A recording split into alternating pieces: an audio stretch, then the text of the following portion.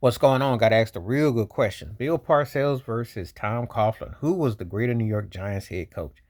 You know, it's a good debate because on one hand, it's kind of like the Bill Walsh, George Seifert thing. Even though Walsh 3-2 over Seifert as far as the chips, with the 49ers, three, yeah, 3-2. But Seifert inherited the 49ers, Walsh's West Coast offense, his stylings, and he's in the name. And Seifert is kind of treated like the secondary. And let's keep it 100. I'm going to do a video about the guys that followed the blueprint as NFL head coaches, and they don't quite get their due because they inherited and where we rank them. But that's another video another time. But in this one, Tom Coughlin had proven himself, unlike Seifert and unlike a Barry Switzer. He had proven himself in Jacksonville. He got that team to an AFC Championship game with Mark Brunell as quarterback. Remember, Tony Baselli was the, and he had the squad. He had. So when he comes to the Giants with Eli Manning, he pulls off which is the thing. The Giants were favored against the Broncos, even though John Elway was John Elway, but they were underdog against the Buffalo Bills with Jeff Hostetler. So they both impressive. This one is so tough because if I go by the chips and the expectations and the reality, they both incredible feats.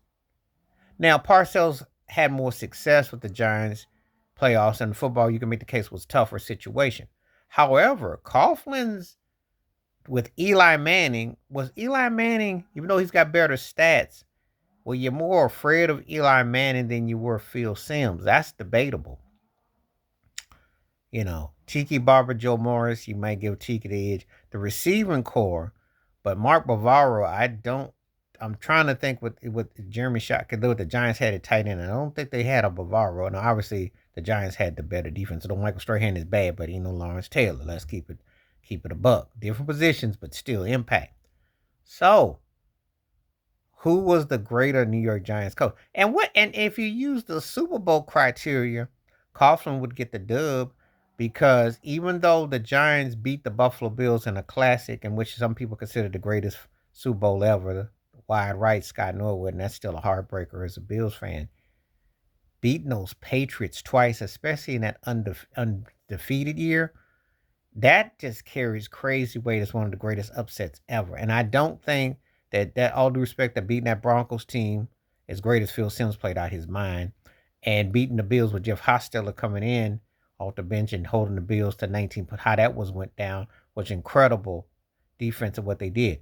But that beating the Patriots, that's like the equivalent of beating the Spurs and Coach Popovich at their peak and their prime or something like that.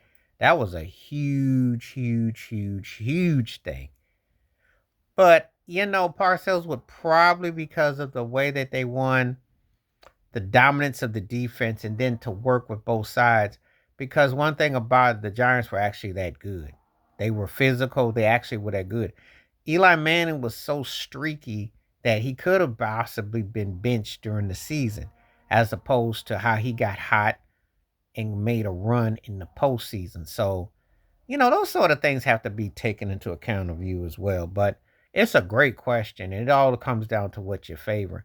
I give a slight nod to Parcells, but I will say Coughlin Super Bowl wins make it real, real tight, especially who they beat and how. So it all depends on which way you are. But who was the greater New York Giants football coach? Please let me know your thoughts and comments below. Please like, subscribe, welcome thoughts, comments, and I do respond. Thank you. Wash your hands, keep your mind clear, watch out for another. Share it if you like. Stay safe, stay blessed, stay woke, stay free. I'm out one time. Peace.